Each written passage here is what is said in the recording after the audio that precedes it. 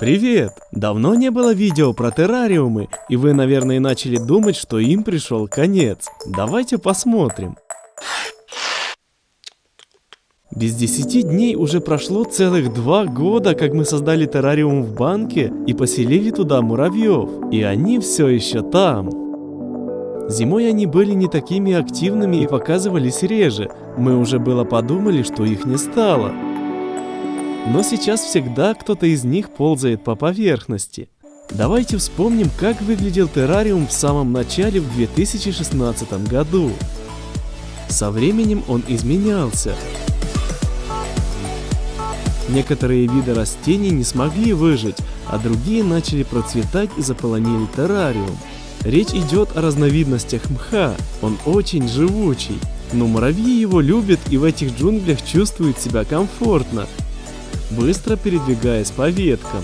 Степа регулярно посещает муравьев и смотрит, все ли у них в порядке. Куки также иногда заглядывает.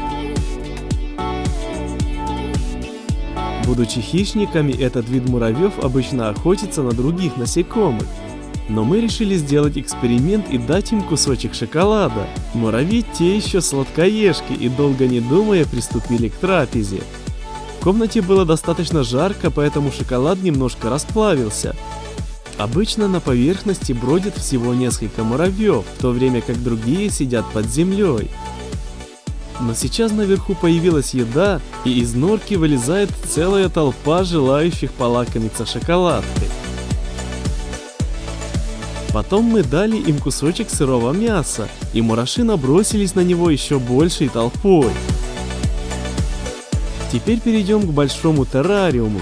Вот прошло уже больше года, как мы засыпали в него лесную землю и герметично запечатали. Многие растения за это время выросли и умерли, но из-за того, что внутри нет дождя и ветра, который мог бы повалить высохшие растения, все мертвые растения очень неохотно падают обратно на землю, из-за чего террариум иногда напоминает страшный лес.